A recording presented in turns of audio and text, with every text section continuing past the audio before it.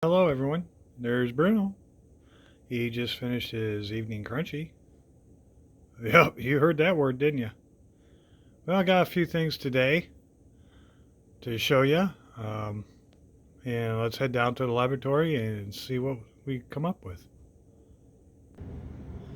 Okay, guys. Here we are. And gals. Don't want to disinclude anybody. Um, it's been kind of a wild week again. Um, I did get some new and used treasures. Um, by the time this comes out, it'll be Tuesday evening. Um, Probably Thursday, I'll have another video out showing you what I've got out in the garage. Haven't been able to get in on any projects yet, but let's go ahead and get started with the new and used treasures. Um, Last video, I showed you that True Value plane. Um, I have picked up a couple more. This one was a Fulton plane, made in the USA. I'm not quite sure when. I paid $18 for it. All the wood is in good shape. I'll bet if you can see, there's kind of a little bit of a nick there in the wood, and some of the varnish, as you can see there, has come away. Handle's a little bit loose, just like the other one. It is a Fulton. There we go.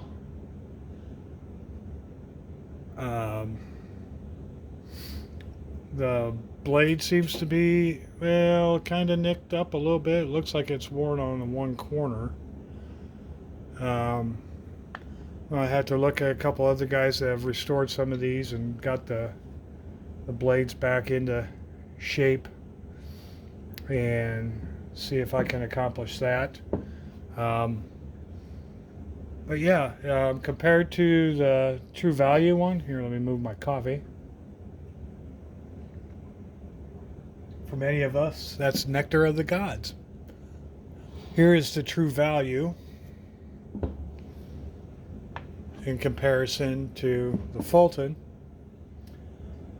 The next one I picked up, this is more, I guess, what they call a palm plane.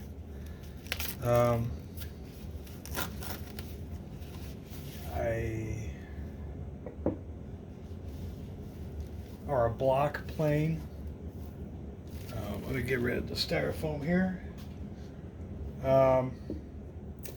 This was the same vendor or what have you. There's two antique stores in our town here, and both these planes came from the other one that I kind of take a look around, and sometimes, like I said, these vendors are really pretty proud of what they have. And every once in a while, if you look hard enough, you can find something that's a deal, or find something that, yeah, okay, I'll pay that amount. This one, I paid $7 for. Blade looks like it's in better nick than the Fulton. It is made in the USA. It is kind of gungy. But I have not found any maker's mark on this.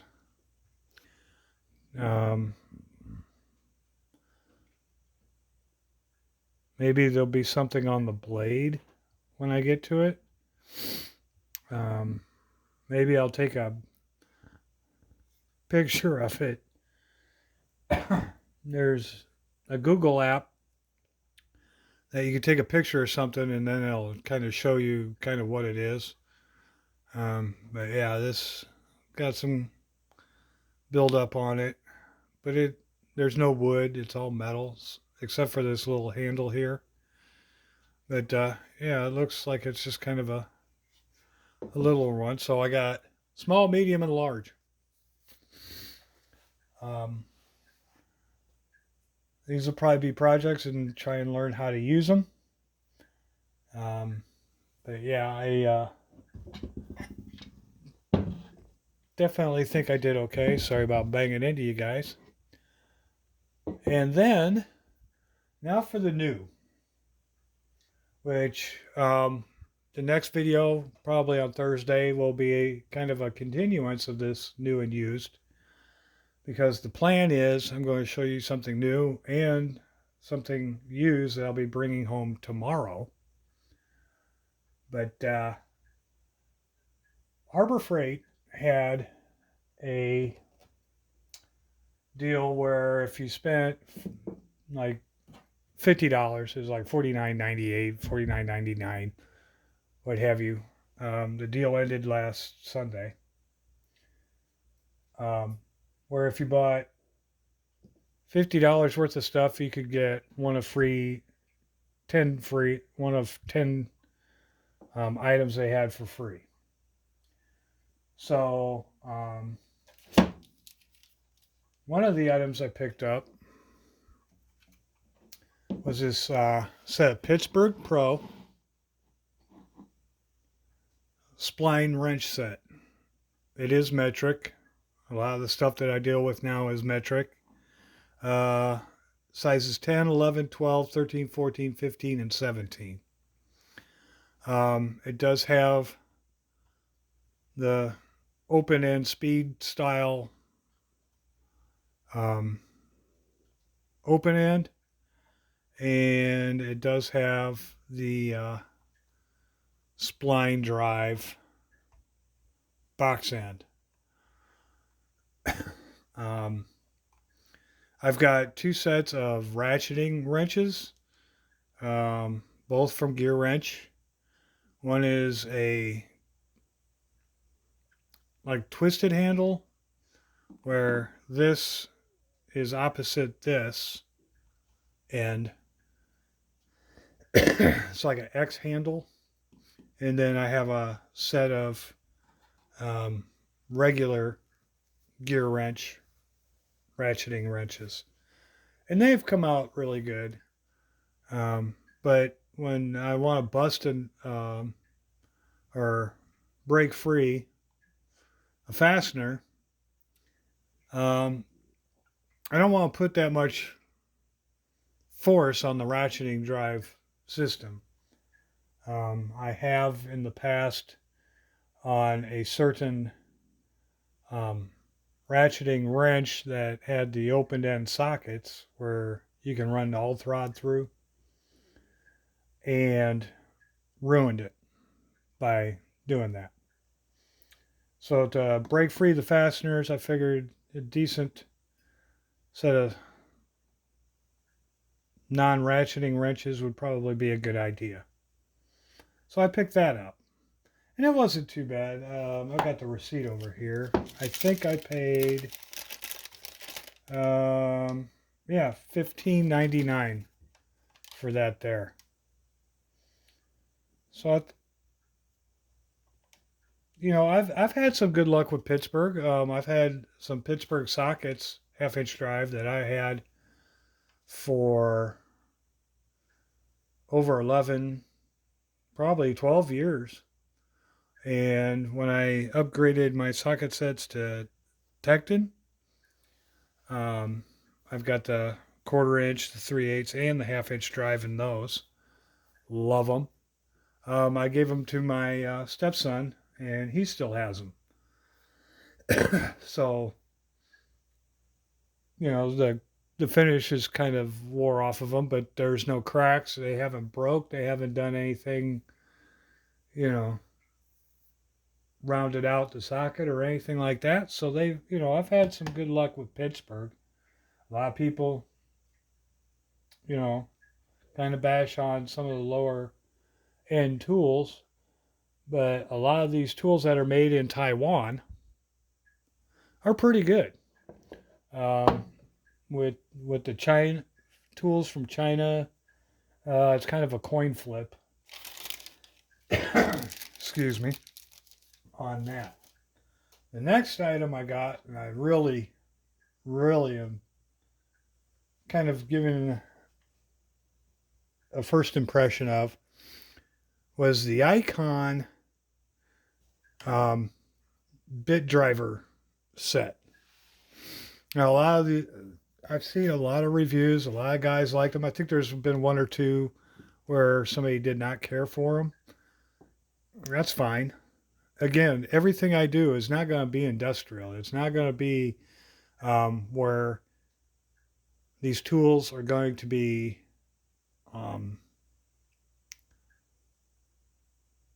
really put through overstressed. I do like the sound of this. It does have a nice sound to it. I like the locking flex head on it. I do like the extension that fits on there. And then when you line up this white dot on the dial there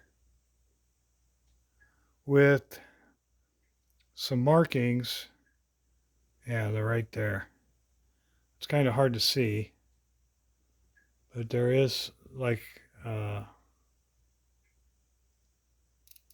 it does have a little thumb wheel on it, but you put that in there and it works as a T handle. You can put your bits on that end, and it does have a magnetic deal to it.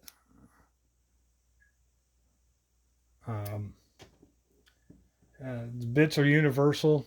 I mean, I've got extra bits.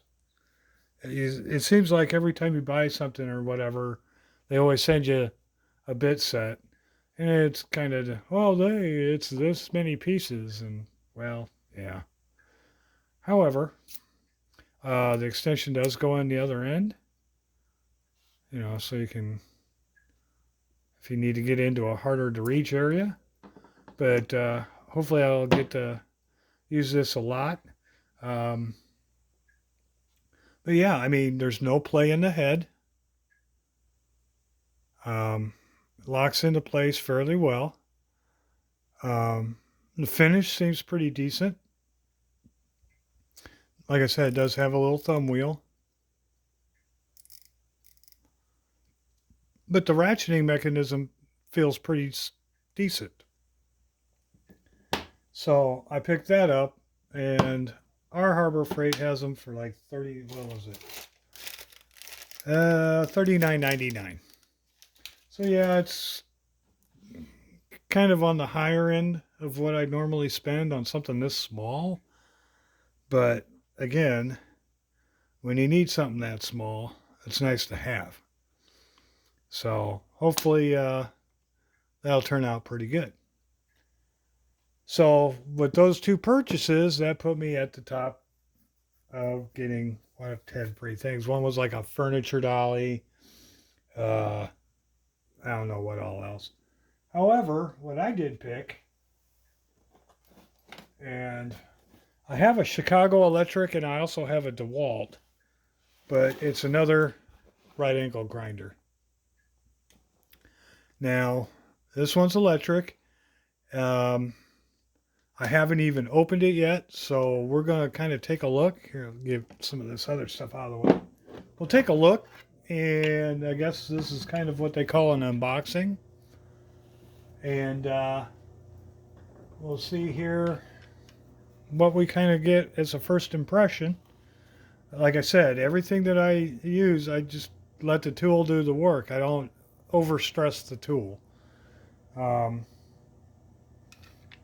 Again, this one's made in China, so that isn't probably ideal.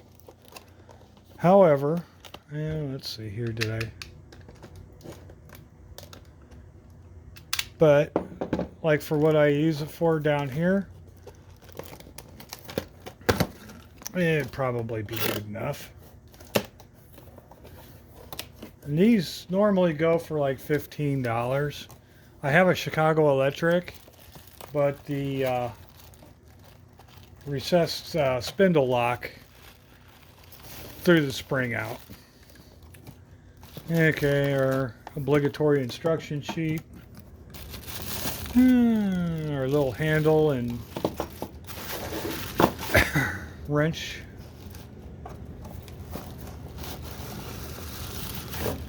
Okay, that's pretty much it.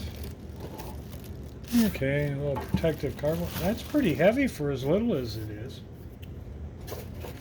Okay, we'll set this stuff off to the side.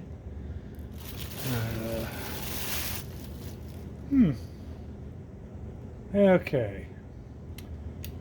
Well, okay. Decent coated cord. Okay. Has the rubber boot on the end of it. It kind of spins around a little bit. Surprised that. That's a little concerning. It's a little loose on there. Shield. Handle. Deal. But all in all, it actually feels pretty decent.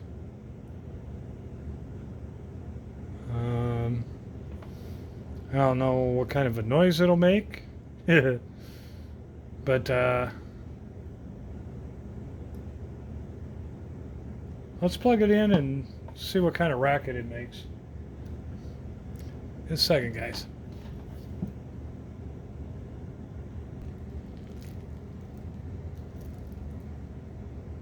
Oh, you gotta be kidding me.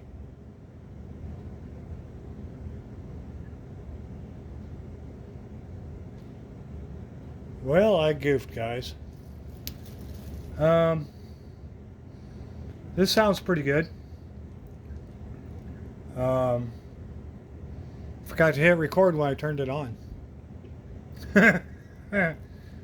Oh boy. I tell you what, ever since I had COVID a couple of years ago, my mind ain't been where it's been. Either that or I'm getting old. However, this sounds a lot better than my Chicago Electric. It sounds like it's got a rod loose. My next video will have something new, something old.